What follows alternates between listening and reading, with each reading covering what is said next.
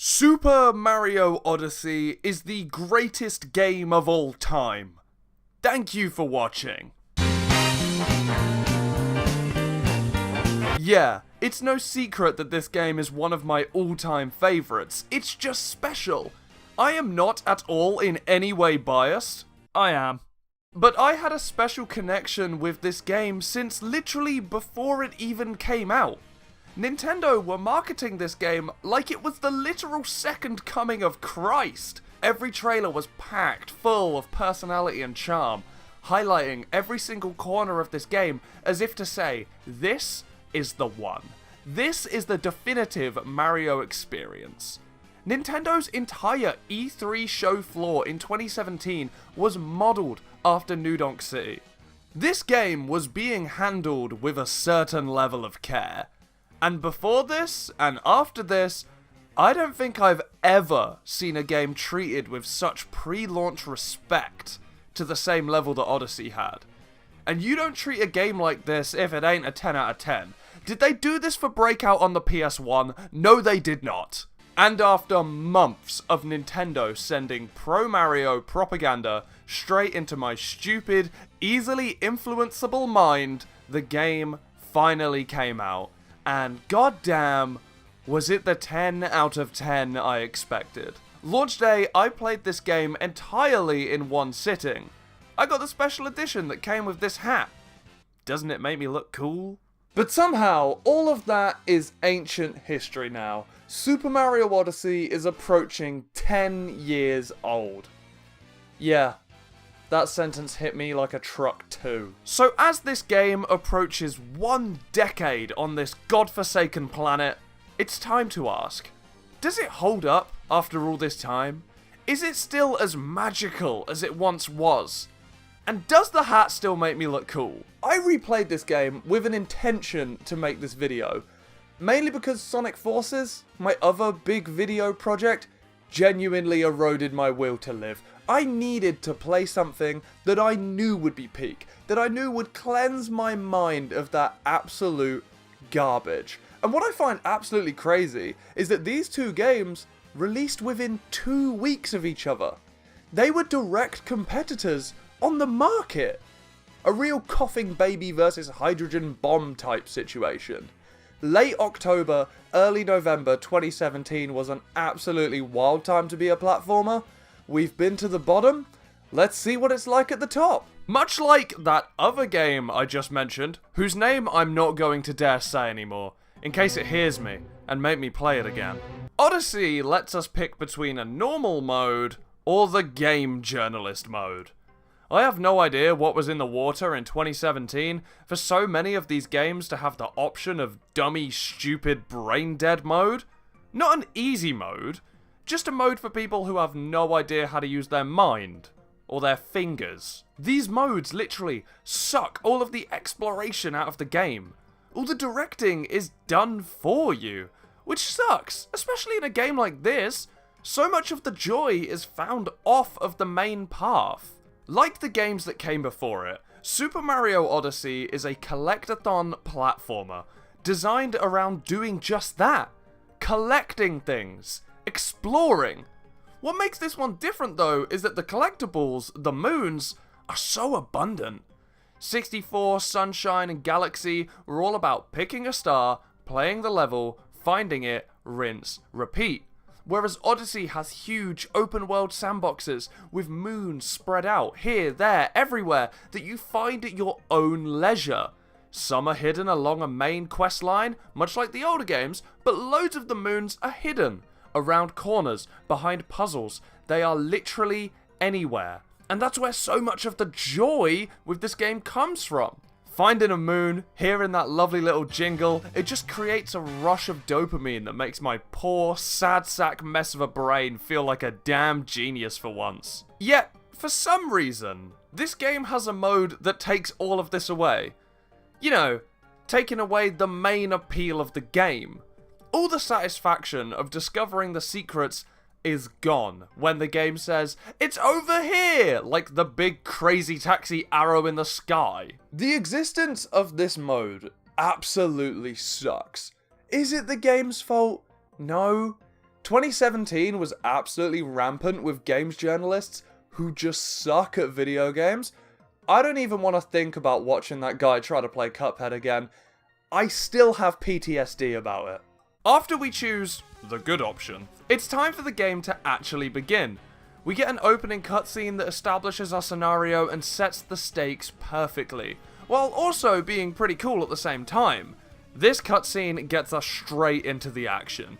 Bowser has already kidnapped Peach, which isn't cool by the way, because she's literally meant to be mine forever. And Mario and Bowser are having their usual scrap, this time in the sky. Also, I know it's totally not, but I'm gonna pretend that this airship is a reference to Mario Hoops 3-on-3, for no other reason than I want it to be. At the end of the day, this is a collectathon platformer, so I want to be running around, collecting moons, and going on an adventure as soon as possible. This scene gets to that point quickly. It establishes Bowser as a threat, giving us motivation to save Peach, and sets the game's wedding theme straight away. Bowser kicks our ass, we have to catch up and crash a wedding. That's literally it. That is all established so quickly in this cutscene. I gotta admit though, it's pretty poor showing from Mario. Having Peach stolen and getting sent into orbit by one big hat. My goat would never. My miserable, pathetic, TikTok-drained attention span was starting to get bored of watching the opening, but good news! The game is starting now. We wake up in the Cap Kingdom, and bam, immediately, the aesthetic has changed dramatically. At the drop of a hat. Oh, brother, this guy stinks! Instead of the traditional grassland level that literally every platformer ever starts with, the Cap Kingdom is this black, white, and grey coloured Tim Burton-esque world. It's Mario's take on A Nightmare Before Christmas, and by that I mean this is literally just A Nightmare Before Christmas. The game wastes no time at all introducing us to Cappy. I mean, just look at him. Isn't he so cute? Isn't he so adorable? I want him injected into my skin. Cappy is the main companion and gimmick of this game. Sunshine had Flood, Galaxy had the Luma who lets us spin jump, and this game has a literal piece of clothing. And somehow, this hat is the GOAT. Put this boy in Mario Kart right now. Cappy lets us capture enemies. Oh, well, I see what they did there. Allowing Mario to turn himself into pretty much every type of NPC in the game. Some are good for combat, some are good for traversal, and some of them are just straight up fun. So how's this game going to introduce this mechanic to us? What is this game's first capture? What does the job of showing us that this mechanic could open the door to endless possibilities? Showing us we can truly be anything frog. On paper, this seems pretty lame, but this flippy little guy is actually a really great way to introduce this mechanic to us. A frog is not an exciting thing, but in this situation, it's the exact solution that Mario needs for these massive walls that are in front of him. They would be impossible to climb otherwise. So by showing us this, by letting us play as the frog, it shows that any and all obstacles can be overcome with the capture mechanic, while also making it pretty apparent this is probably the lamest it's gonna get. What is also pretty awesome about this capture is it shows the way Odyssey gives hints to the player. This frog cutscene gives us just a little peek of a hidden secret up there. You blink and you miss it, but it's clear as day, and if you want to go get it, you can go get it. There's so many little secrets in hard to reach places in this game, but we'll get more onto that later. After using our little froggy friends to reach the highest point in the kingdom, we're introduced to these rabbit things, I guess. The Broodals. Why are they so ugly? I gotta be honest, I'm really not the biggest fan of these guys. They're just kinda there, stinking up the place, looking like that. I literally feel nothing about these guys, and while it doesn't bother me much, it could be better. While I'm writing this video, I'm playing Donkey Kong Bonanza, and dear God, it's amazing how effective a good group of goons makes a story. The Void Corporation trashes the Broodals in every way possible. We absolutely clart one of these clowns in an incredibly basic boss fight, and we move on our merry way. That is literally all there is to the Cap Kingdom. It's more of a tutorial than a fully fledged world, and since that tutorial is over, it's time to get into the true introduction of the game. One zipline over, and it is the Cascade Kingdom. Super Mario Odyssey immediately lets us know what this is all really about. Peak. Being peak. Compared to the dark, black and white colour palette we had before this world, this is grand and colourful. It's a sight to behold. With the sweeping orchestral soundtrack, it's genuinely overwhelming to take in for the first time, and demonstrates the pure majesty of this game. When I first heard the music in this world, something changed in my pants, and I don't think I'll ever be the same again. The game sets us on the path to collect our first Power Moon, which is as simple as capturing a chain chomp and breaking a rock. After getting the first Power Moon, we find our ship, the Odyssey, which coincidentally runs on said moons. And with that, the structure for pretty much every world in this game is set. Run around, collect enough Power Moons to power the ship so we can use it to fly to the next world. So I run around the kingdom, I look for every moon, I look for every little secret, and oh my god. That frog-shaped band-aid, we got that ripped off right away because the game lets us capture a T-Rex. Right after using the lamest thing to show us that anything is possible, the capture gimmick gets taken to the coolest, largest, furthest, and most outrageous point. And this, directly after the tutorial, is a stroke of genius. What a way to endear yourself to the player. It surely can't get much better than this, can it? It can. So after running around, bobbing, weaving, ducking, diving for about 10 minutes, we have collected all the moons we need, and it's time to face the boss of this area. I've got 3 letters for you, B, B, W. I'm sorry. I really shouldn't have said that. I'm joking, I would, and you would too. She's guarding the multi-moon, which is just 3 moons in one. The game guides you towards them, sort of like a main quest line for each world that gives you a little bit of story along the way. And that's the way that Odyssey weaves its magic. You play by following the main path that the game gives you, going for the main moons, going for the multi-moons, and on the way, there's just this constant barrage of, ooh, what's that? What's that over there? I'll give this a try. And more often than not, by going off of the path and going towards what is taking your attention, you'll be rewarded with a moon, and you'll feel like a damn genius for it. Anyway, we have an absolute hottie to fight, and whilst the first fight was a very standard Mario dodge and stomp affair, this one makes full use of the capture mechanics we've already used. If you remember, at the start of the world, we got our first moon with the chain chomp. In this little area here, we're in no danger and nothing can go wrong, but now we have the exact same premise, launched the chain chomp at the thing, but in a much more dangerous environment, where someone is attacking us and there are real stakes. Because of that, there is literally no explanation needed for this boss fight, because the player has already done it in a sense. We have been taught a skill, and now it's time to apply it in a dangerous scenario. It's the most simple but effective form of level design. Absolute gaming. We give her the old 1, 2, 3, and the multi-moon is ours. It's time to power up the Odyssey and move on. Between worlds, we get these adorable talking segments where Cappy yaps at us in a language that I can only assume is Simish. But, Cappy, my man, I already know how to ground pound. Stop mansplaining to me.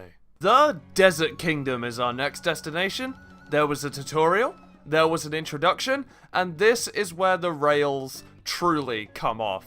What a joy. Compared to the 2 worlds that have come before, the Desert Kingdom is expansive. You cannot stand at one end and see the other. It is huge. From here on, pretty much every single kingdom feels expansive, full, lived-in worlds packed with secrets around every corner. Cap and Cascade were levels, but this is a world. At this point, I've been playing this game for about 20 minutes, and the variation in art style we've seen already is genuinely breathtaking.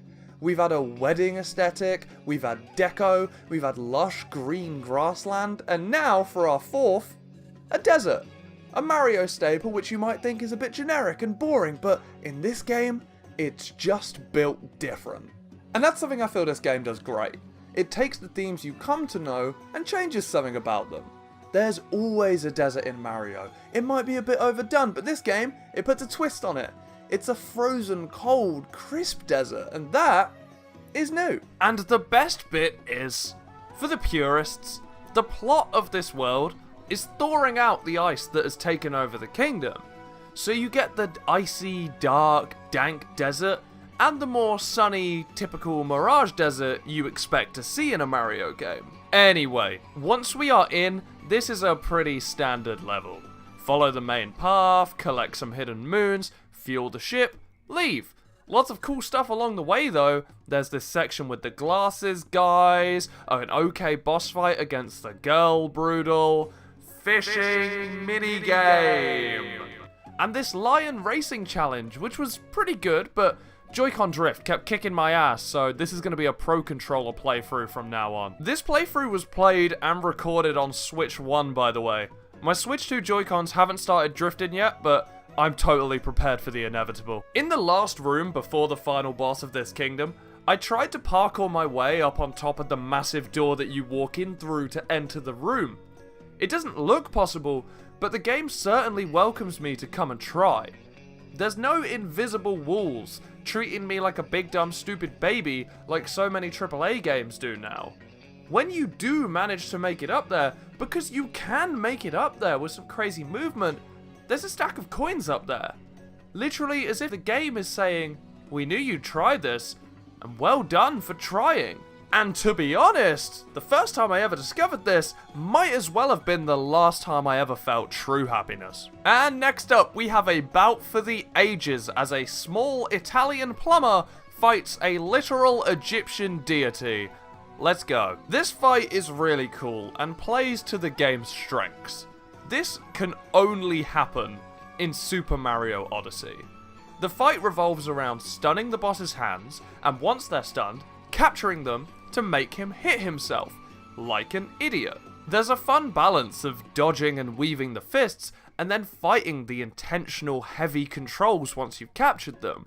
We've been using Bullet Bills the entire level, who can weave left and right pretty easy. But that's a bullet. This is a big chunk of stone, and it really gives you a feeling of how powerful this thing is, and it makes your hits against him feel impactful. We give him the old 1, 2, 3, and we have a multi-moon once again. To celebrate beating the Sand Kingdom, I bought Mario a new outfit, and hey, it's the Mario Party 2 cowboy. Let's go, Mario Party 2 sweep. We bought this from the Crazy Cap store, and I absolutely love this. Changing and choosing outfits in video games is always awesome, but in this game they're just so neat. Every outfit is a cute little reference to something, and they have their own currency for them. You don't spend your coins, you spend your purple coins. Every world has its own set of purple coins, a certain number to collect, and you spend them within that world on this world's outfit. It's such a neat system, and it gives you a constant stream of new outfits throughout the game. Pretty much every world in this playthrough, I changed my outfit. Which is crazy because I've seen them all before, yet I was still excited to unlock new ones. It's just a tiny little thing that a platformer does to keep you playing, and I love it. And hey, check out this real ass dog! I genuinely have no idea how I made him start following me. I don't think it's an amiibo thing, but around this time I started scanning amiibos just to see what would happen, so who knows. I gotta be honest, I mainly put that line in this video just to flex that I still have the Mario cereal amiibo, and the gold Mario amiibo. Aren't I a handsome boy? Next world, we fly away, Cappy yaps some more, and it's time for the Wooded Kingdom. World of possibly the slappiest bass and best beach guitar I have ever heard in a video game. Just check this out.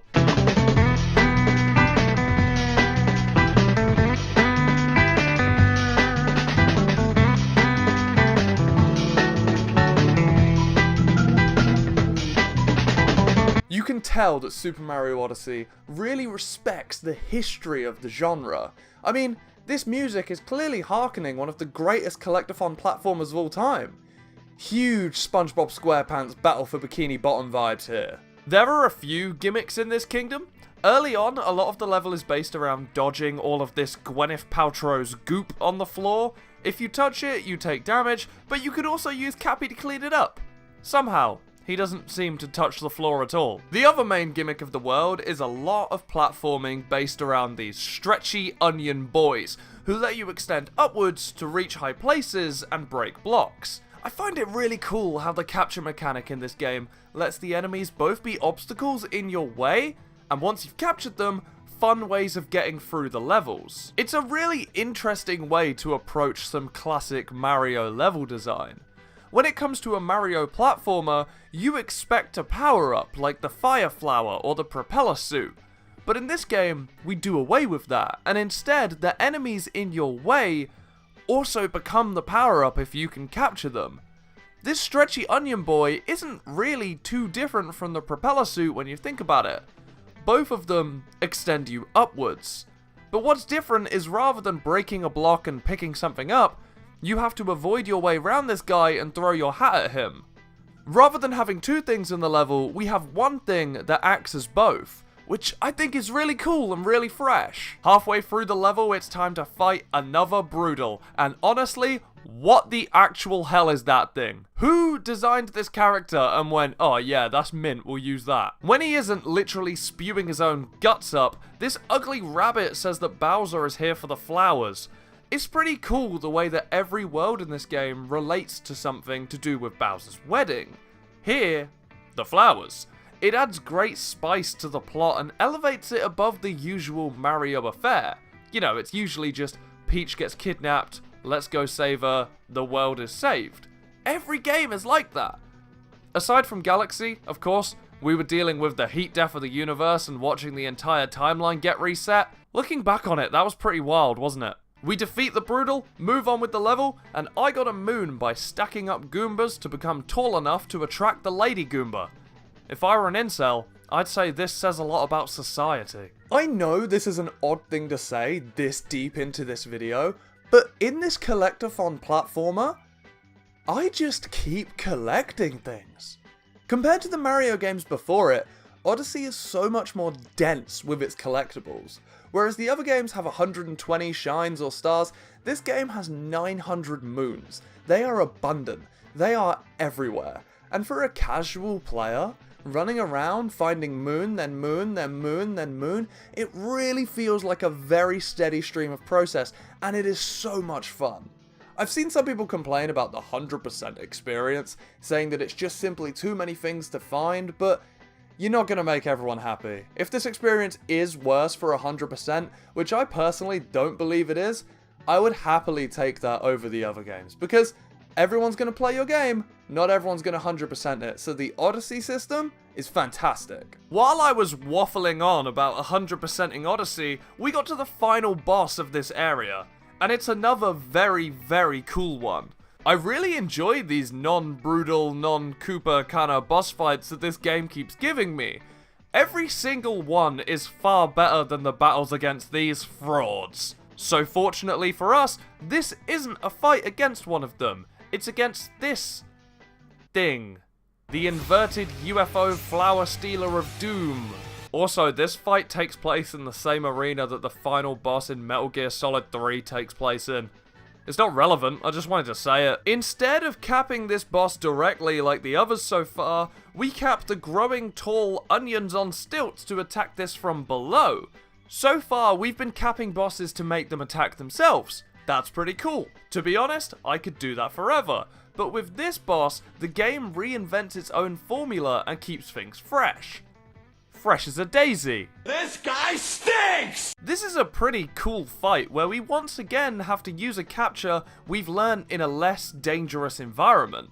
It's really cool. I never felt limited by the onion's slow movement, but it certainly makes dodging the boss's attack far more difficult.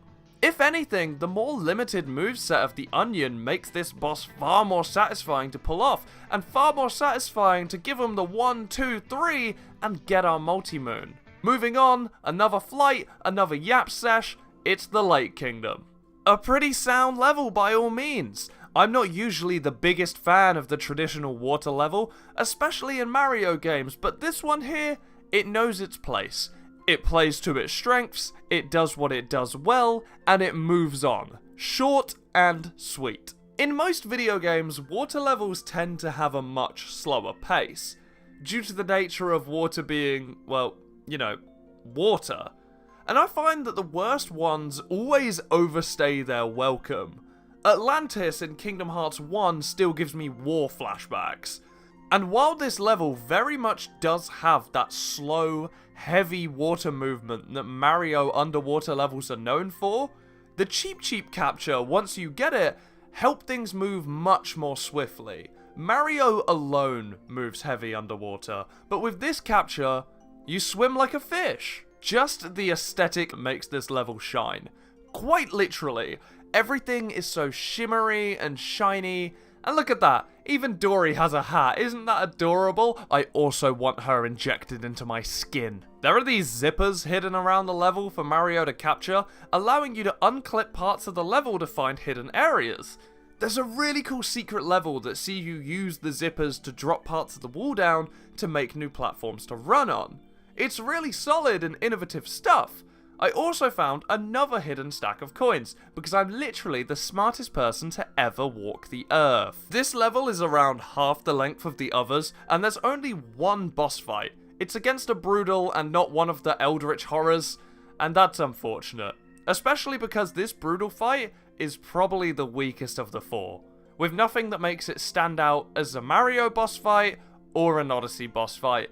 It's pretty generic. And just as quick as we started, we're done with this world. This world knows you don't want to spend too long bogged down underwater, and it just serves as a great little palate cleanser between worlds. Brilliant. I didn't know where to put this when I was talking about the Lake Kingdom, but check out Mario's dive into the water. Bro is so majestic. And it's here that I noticed the pause menu plays Rosalina's Comic Observatory when you go through all the menus. Isn't that neat?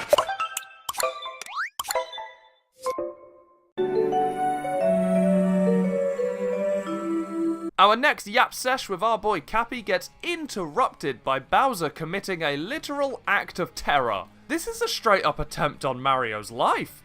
Taking it too far there, man. But aside from multiple near-death experiences and quite a few violations of the Geneva Convention, it's actually quite nice to get interrupted between levels like this.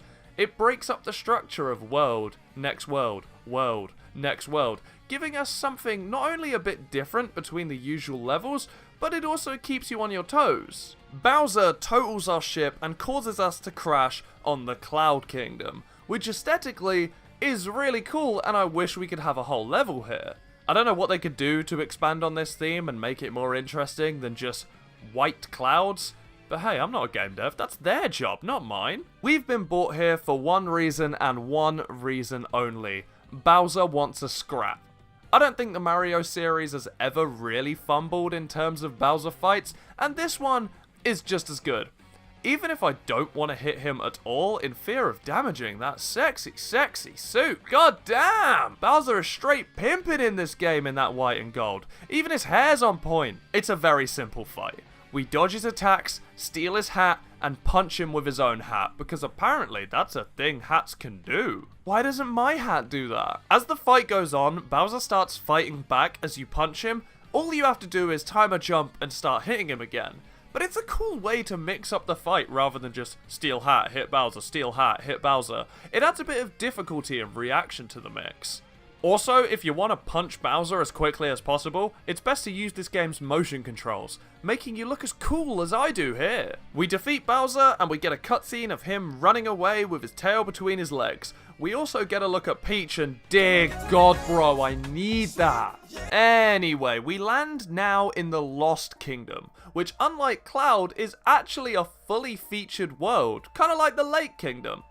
We never actually signed up to come here, and when we had our yap session with Cappy before we got attacked, we got a little teaser as to where we're going next. Cappy said we were going, initially, to the Metro Kingdom. You absolute liar. So to put the interruption of the Cloud Kingdom and now the Lost Kingdom right before Metro is one of the biggest blue balls in gaming history. Like I said, in 2017, the advertising for this game made New Donk City out to be the literal main event of this game. And trust me, that advertising was everywhere. So to carrot on a string the player and say, Metro's up next, and then place a world between is an incredibly risky move. If this world were to overstay its welcome, while we want to play Metro, the thing we have literally been conditioned by advertising to want, the world we signed up for instead of this one, it could really make Lost Kingdom an unenjoyable experience. But I'm glad to say that this level was designed fully aware that it's blocking you from the good stuff you want, and it does not at all overstay its welcome. If anything, this interlude gets you excited for what's going to come next, not gatekeep you from it. That being said, the great pacing is probably the best thing this level does.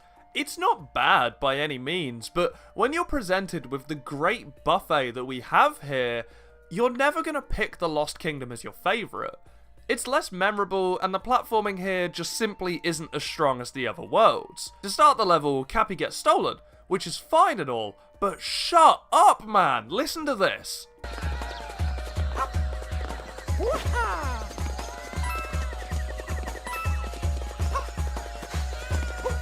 And then once we do get Cappy back, it's the usual affairs of collecting moons and powering up the ship. Again, the level is still decent, it's short, and it mainly revolves around using these xylophone bugs to let you pass over death pits, and that's kind of it. Most of the moons in this world really require you to use the xylophone bug in some way or another. The poison swamp level concept is cool and hasn't really been done in a 3D Mario before, and it would be really cool if we could get a full world like this. Not here. If it were any longer, the wait for the Metro Kingdom would just be so agonizing, but I really hope this gets revisited one day. This world really doesn't take long. We get all of our moons in about 15-20 minutes or so, and it is on to the Metro Kingdom. We pull up, yeah, there's a crisis going on right now, but I just had to speak to Pauline first, goddamn.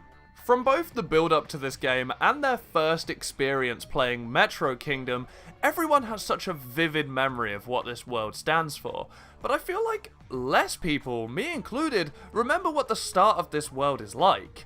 It's this gloomy, rainy, run-and-gun-ish style sequence, which is a really cool way to start this level that we all expected to be full of fun and whimsy. Plus, it kind of adds a little bit more tease, a little bit more blue balls that make the wait for the Metro Kingdom we expected even sweeter. There is this huge robot running rampant around the city, so we have to climb the tallest tower to face him and... Sir, what are you doing on top of the scary Death Tower? Once we finish the platforming gauntlet and get to the top, the fight against the very unfriendly, very hungry caterpillar is quite simple. It's mostly in the tank capture, dodge attacks, and spam it with grenades. The fight goes on and...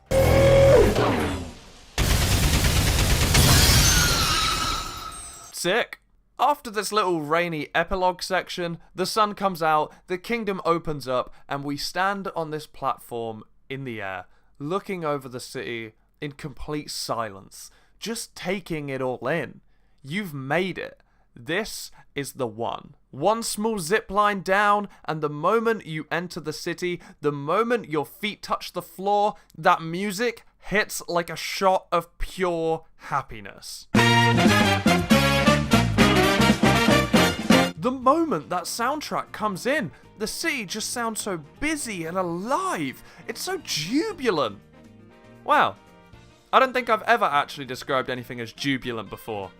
I'm gonna be real, I don't even fully know what that means, but it just sounds right for what this is. Before I get into the specifics, I just want to say that the Metro Kingdom is not only peak Mario Odyssey, not only peak platformer, this is peak gaming. I'm gonna go complete glizzy gobbler mode on this game now, but trust me, it deserves it. And as much as I glaze this game, you should glaze me by hitting the subscribe button. Right now. Please. All the platforming here is so tight. So many intricate little jumps as well as big leaps. The environment is bustling. There are so many moons, many of which are hidden in even more inventive ways than usual. Such as joining in with these guys skipping in the park and beating their records. Genuinely one of my favourite video game levels of all time.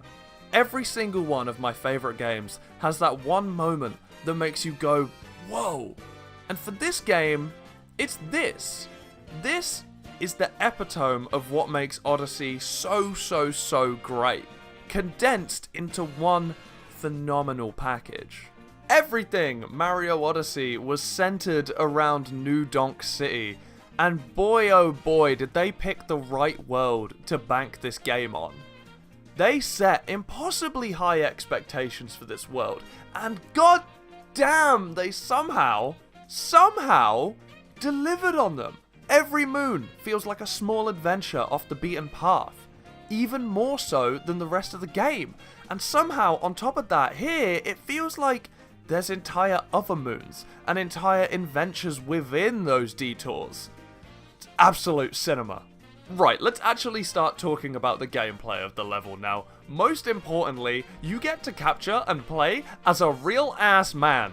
This isn't even Mario anymore. This is Super John Odyssey. I can also play as a manhole cover. This is so peak. This man sat right here is sat on the bench, looking a bit sad, and the game gives you a moon if you take a moment to sit with him. And someone just always starts cutting onions whenever I sit here. I don't know what that's about. But if we need a pick-me-up after that, we can always cheer ourselves up by shopping at Diddy's Ma. Nothing weird is gonna go on in there, right? Like most of the kingdoms in this game, I collected all the moons I needed before actually finishing the main quest.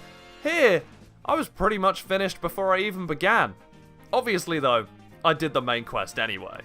After saving the city from the big, long, angry boy, I continue my quest to help Pauline celebrate the city's triumph. We need to gather musicians for the city's festival, and every time you collect a new one for the band, their instrument gets added to all of the world's music. It's really cool. And after you capture each one, they go to the city hall and you get sent there too, and there's this really cute cover of the World 1-1 theme that just gets built up every time. It's so satisfying to experience. Once we have our musicians, it turns out that the power to the city has been cut off by the caterpillar. We run through a linear galaxy-style platforming segment in the sewers, dodging some of Gwyneth Paltrow's goop, and oh my god, Mario has to actually do some plumbing for once. I never thought I would see the day. And after all of our questing, all of our adventuring, all of our odd jobs in New Donk City, it's time to end the world with the city festival. And you know, I am gonna go sloppy toppy glizzy gobbler glaze on this game, because for me, this is the single best moment in the game. I say this about the game as a whole, but this moment sums it up the best. If you could materialize joy into a thing, it would be this beautiful segment here. The gameplay and the visuals combined with Jump Up Superstar playing in the back, a song that is literally the epitome of joy and whimsy and wonder. It all comes together to create something so warm, bouncy, optimistic, and genuinely just good. The whole festival feels like it's speaking directly to you. It's a celebration, a compliment to the player. This makes me tear up every time. It is the epitome of what gaming should be. 100 million out of 10 for this segment. Once we deposit our moons and power up the Odyssey, Cappy realizes that he hasn't flapped his lips in a while, so it's time for another vintage yap sesh.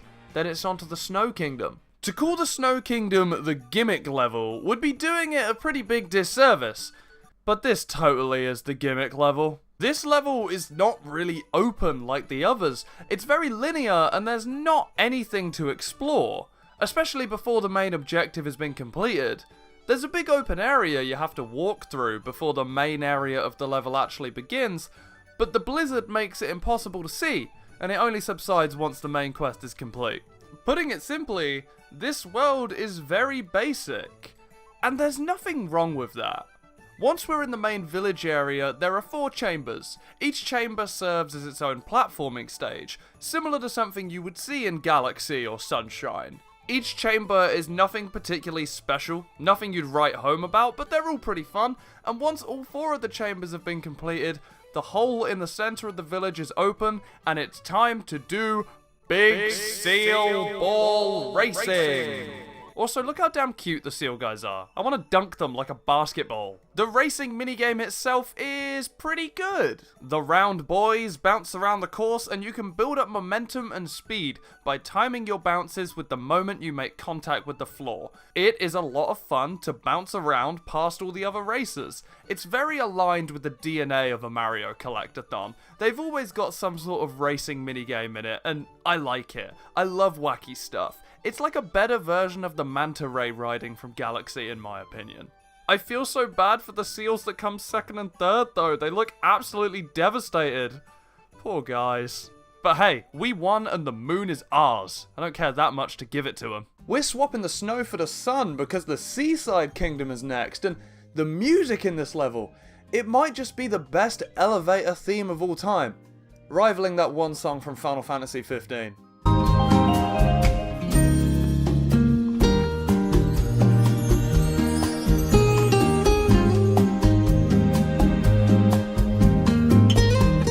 Bowser apparently came to this kingdom for the sparkling water.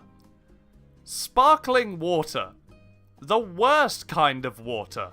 He must hate his guests for the wedding, because what kind of sicko serves people that slop against their will? Yeah, you guys thought this channel was silly. You thought we weren't tackling the big topics. Well, I am. I'm being controversial. I'm taking a hard stance against sparkling water. This is not a safe space for sparkling water enjoyers. Our objective may suck, but that doesn't mean we can't dress for the occasion. Mario has a new outfit, and he is searching for the One Piece. You know how I said earlier that the Lake Kingdom knows its place as a water level and doesn't overstay its welcome? The Seaside Kingdom isn't as good as that. I don't want to sound like IGN, but there's just too much water in this level. Obviously, this is Super Mario Odyssey. I am still having an absolutely fantastic time with this world, but I just find the swimming a bit boring. These jet guys you can capture are pretty cool, but they move a bit too slow for my liking. I think it would be really fun to be able to use these guys like a bit more of a jet ski, absolutely blast through the level with these guys, but hey, that's just my personal preference. Traversing this level could be more fun if I move around faster. But hey, at least the eels are still as horrifying as they were in Mario 64. A lot of the moons here are pretty forgettable. I'm writing this about a week after the playthrough, and none of the moons really stick in my mind like some of them do in other worlds. The only thing I can really remember off the top of my head is the underwater pixel maze on the floor. That was pretty cool. What does stand out about the Seaside Kingdom is its boss fight. Once we're about to get the sparkling water, the entire level becomes a big open arena to fight this guy. We gotta cool his lava head with the jets and then ground pound on it. It's pretty fun. Again though, these guys are a little too slow. I find I'm often chasing this guy, and right as I'm about to get there, I run out of water, have to stop and refill. It doesn't really feel like a skill issue, it just feels like if I were a bit faster, I would get him a bit faster. But nonetheless, this is a very cool fight and a very worthy addition to this game. It once again brings something new to the table. Next world. Wow. They did it. They made a world I can shove in my mouth. The Luncheon Kingdom is pretty cool, but it starts with another brutal fight. Is the tall Broodal dead? Where did he go? And since we've gone through all the Broodals, this is just a fight that's identical from earlier. But once we've done that, the Luncheon Kingdom is fully ours to explore. Remember earlier, I was gushing over how varied the art styles are, when I was only 3 worlds into the game. I think this world is the pinnacle of that variation. It's not my favourite looking in the game, it's definitely one of the best for sure, but it's mind-blowing that this late, I'm still given a unique aesthetic, something I didn't expect to see in a Mario game. After everything we have had so far, I thought that was it. I thought they've hit every base, there's nothing more they could do. I thought genuinely that was the most possible different styles, different aesthetics you could fit in one game. The same game has Lakitu, a T-Rex, and John the regular dude. But no, they've done it again. They have made a new aesthetic to surprise me. This polygonal, mono-coloured food world, which has far more of an indie game look than anything I'd expect in a big Mario title. And with this, in terms of art direction, surely there is no further this game can go. That's it. It's done. Every style has been covered. The next world is Dark Souls. This civilization of fork people is being terrorized by Bowser to, you guessed it, cater his wedding. But it's a bit much to attack an entire kingdom for some dinner, isn't it? Couldn't he just, ask? He can afford an airship. Why can't he just pay them to cook for him? That's literally what a chef is. Bowser is stealing stew for his wedding, by the way. Who has stew at a wedding? Bit heavy, isn't it? Getting onto the actual gameplay of Luncheon, this is easily the longest kingdom in the game. Unlike the others, there isn't one singular capture that this world takes a primary focus on, like the Cheep Cheep in the Lake Kingdom, or the wacky wavy leg wobbling onion boys from Wooded Kingdom. You fling yourself with forks, you swim and leap through lava with the fireballs, and smash so much rock hard cheese with the Hammer Bros. Each capture takes a turn to be the main ability in a certain area of the world. I wouldn't put any of them over the others in terms of fun. All of these are about the same. It's good, solid fun, and they never overstay their welcome.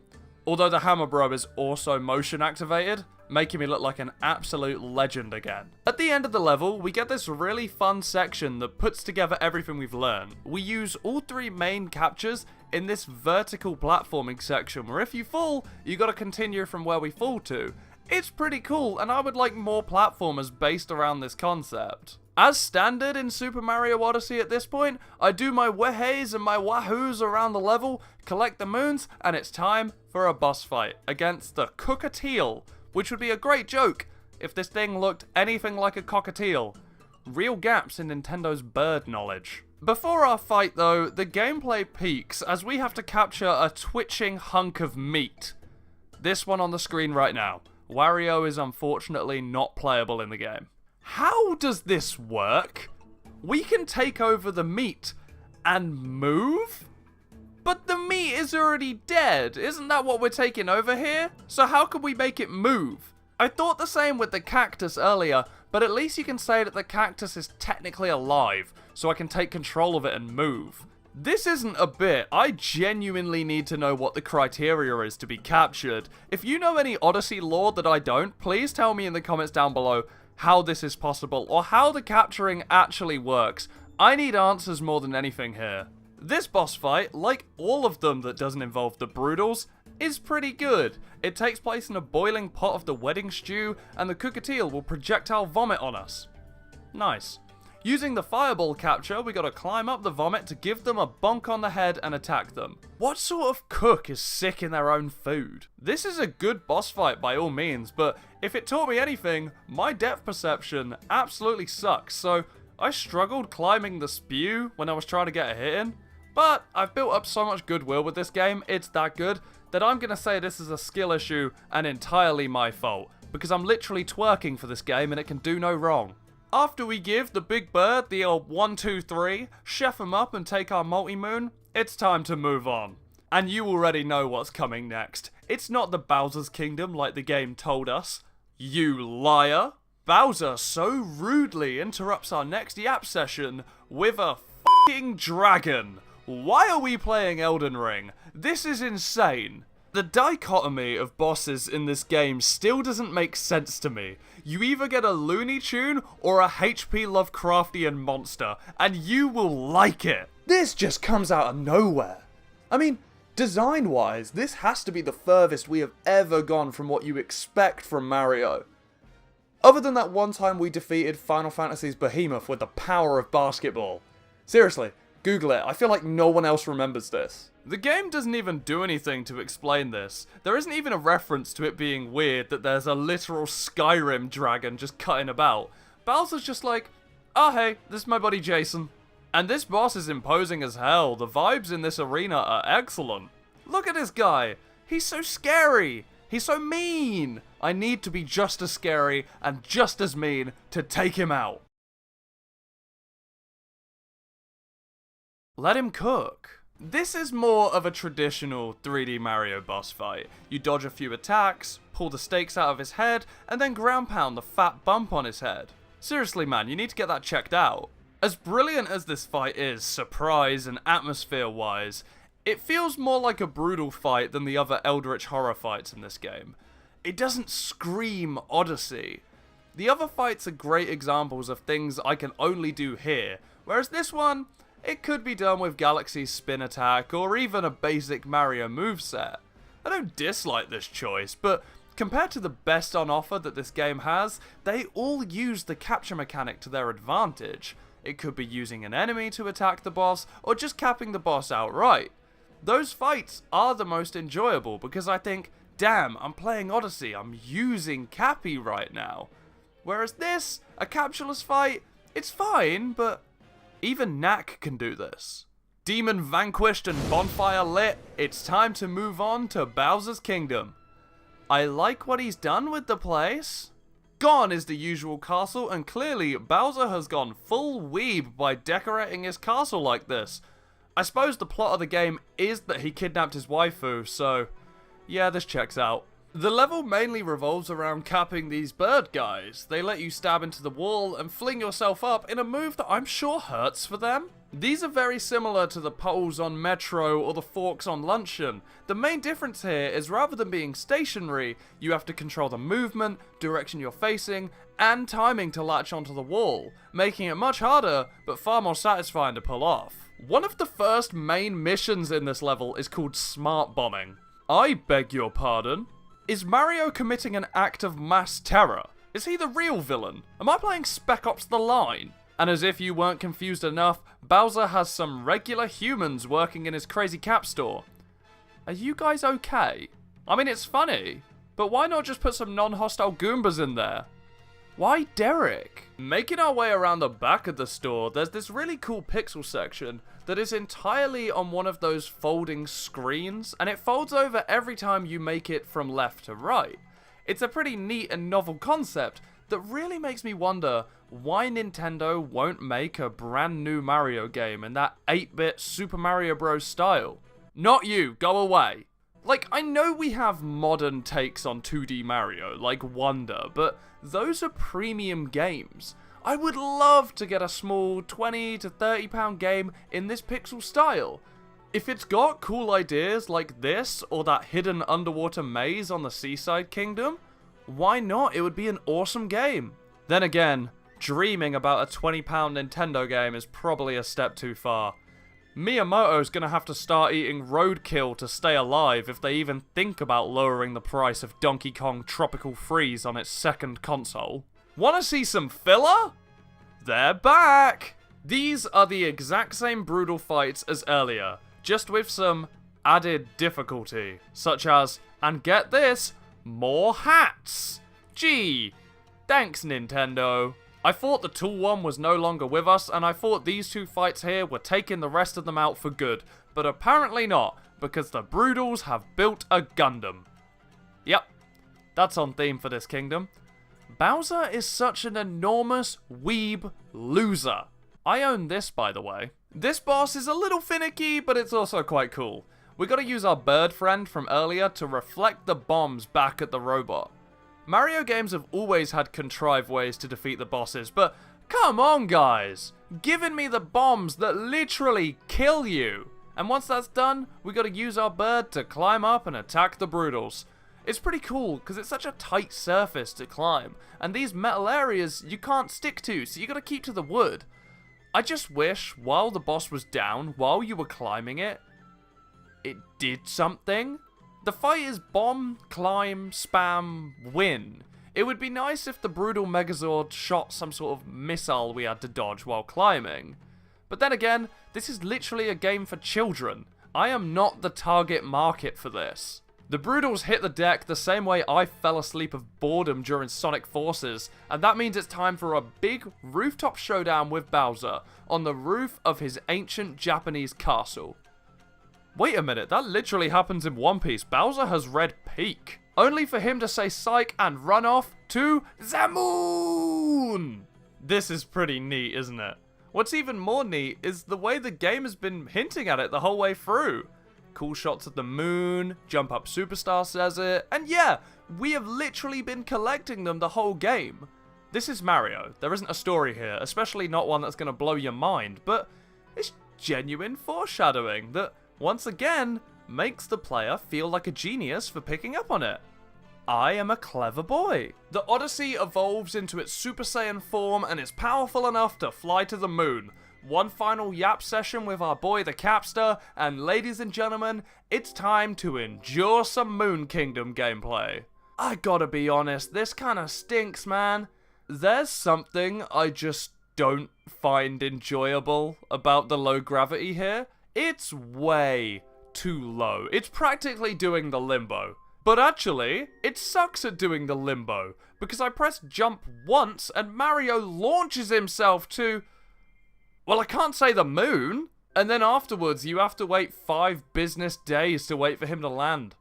Great.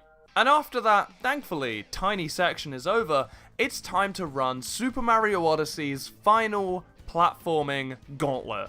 This is just straight up a galaxy level with Odyssey mechanics and correct. That is as awesome as it sounds. Every single skill we have learnt along our journey gets put to the test here.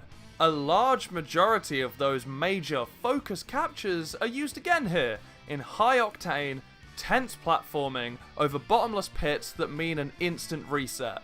We bullet our Bill, we charge our Chuck, we even get a rematch against the single hottest Mario character who, get this, is wearing more hats. Am I harder to fight now? Seriously, these hats spice up the boss fights the way bread spices up a sandwich. It doesn't make them any harder, it just means I need to press the throw button 2 more times before I can capture something, making the fight longer by what? 1 second? After finishing the gauntlet and a small section back in zero gravity hell, it's finally time to stop Bowser at his big wedding on the moon that he has been terrorizing the Earth to put on. I thought more people would be here. What, do you not have any friends to invite? Where's your son? Bowser, that ring is clearly way too big for her. What were you possibly hoping to achieve with that? I would never treat you with such disrespect, Peach. Please, give me a chance. Turns out, it was all a ruse. 1 trapdoor later, and we have been trapped in Bowser's conveniently placed final boss arena, and somehow the ring is way smaller now. This fight is mostly similar to that one we faced earlier in the Cloud Kingdom, except, you guessed it, more hats. Here though, the hats do make it genuinely harder. There's more to dodge rather than having to press the throw button 2 more times. I'm normally not a fan of more hats, and I'm not a fan of repeating an old boss for the final boss, but I think I can give this one a pass. In terms of difficulty, it leaves off right where the first one ended, with the last phase of the Cloud Kingdom boss fight being the very first phase of this one. So compared to the other one, this one has its more important status set very early. Also, I can't complain about difficulty, because I am. We punch Bowser with his own hat a few times, give him the old 1, 2, 3. What a waste, man. He goes down, and the entire cave starts to collapse, and the game gives you this wonderful moment. Mario and Peach are back together, and Bowser is unconscious with stars swirling above his head. You know, the same way they do when you can capture something. The game lets this sit. It gives you a moment to figure it out for yourself. It just leaves you in silence in the room until you capture Bowser. It doesn't directly tell you what to do, like every third-person adventure game ever made that would have Cappy go, "Hey, maybe we can capture Bowser," if you don't do so in the first half second available. So yeah, we throw our hat on Bowser, we get to capture him, and we have our finale. The escape from Honeyloom Ridge. We get to play in our ultimate capture form, the level is full of falling lava and gold, and even a special vocal theme plays. Did we just get a supersonic finish in a Mario game? That is so baller. This final chase segment, escaping the moon as it literally collapses from the inside out, is so awesome, man. It's such a great finale to this game. It takes what I see as a pretty average final boss into a great one if you include this part too. The song really does hit, and it makes the moment as emotionally resonant as the New Donk City Festival. This entire gameplay experience speaks straight to the player and says, hey, thanks for playing. This game is special, we have established that. Everything from the presentation to the hidden pile of coins is done intentionally to make you, the player, feel valued. And this sequence, more than any other, directly makes the player feel valued. Not only for playing Odyssey, but for spending time with Mario and the gang over the years. This feels like a love letter to video games as a medium. I teared up during this section. And you did too, don't lie. And there it is. That is the last piece of gameplay in Super Mario Odyssey. And to speak of the experience, it is a 10 out of 10. I don't give 10s easy. In fact, these video games on screen are the only games I would give a 10 out of 10 to. And this one is video game in its purest form. I don't think there was a single decision taken with this game that wasn't with fun in mind. Every little bit of fat that might get in the way of you having an enjoyable experience is gone. You really don't spend that much time reading text, or watching cutscenes, or navigating menus. And that's brilliant for a game like this. It is constant, world to world, moon to moon, jump to jump action. The fun never stops once it starts, and it starts instantly. These open levels are a masterclass of level design. They're not courses where you start at point A and end at point B. It gives you a route, but just go with the flow. This plays like one of them parkour videos where you have no idea where they're going to go next. And that's how it feels. You just go forward, and if you see something over there, you go get it. You go get this, you go get that. And you just pick up moons on the way. And you notice that you are always progressing faster than the main quest because you're just having so much fun picking up moons. You're not trying, you're not grinding out moons, you're just getting them by playing the game, and that is what it means to be fun. And yeah, if my garish, glizzy, gobbling glaze fest has not made it obvious, these level designs are really, really good. Every action you could possibly take leads you to a moon, but it doesn't feel like the moons were spammed down. Everything feels intentional. They weren't placed for the hell of it, they were placed by a person for you to intentionally earn when you pick them up. It's a genius gameplay loop. Super Mario Odyssey is perhaps the only video game that I consider genuinely perfect. Yeah, I don't like the Broodals, I don't like the anti-gravity, but those things are tiny and don't detract from the overall experience. There is nothing I would change about this game. I can't say that about other video games that I like even more and I would rank higher on my favourite games of all time. But that level of perfection is what makes Super Mario Odyssey so good. Odyssey really is the perfect title for this game. It feels like an adventure, even more so than every Mario game before it has. You really feel like you've gotten a bit of everything here. I've touched on the aesthetics a lot, and yeah, you experience all the different aesthetics throughout this game, but you also experience all the different gameplay, all the different captures. Every way you think you can find a moon, you find a moon that way. Every type of outfit, every type of music, everything is represented here. Yet this game never feels incoherent. Somehow they fit all these different styles, all these different aesthetics, all these different enemies, all these different boss fights, all these different moods. Everything so different still fits in the Super Mario Odyssey box. And that is a miracle, and it's what makes this feel like an Odyssey.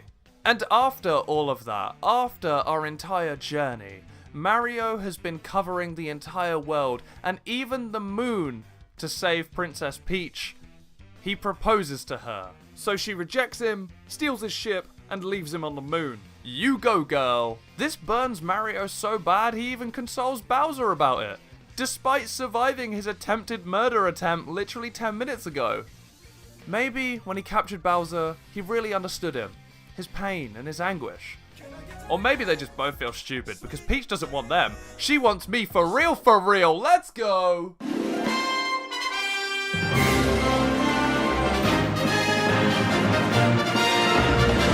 Well, what a video game. And what a YouTube video if I do say so myself.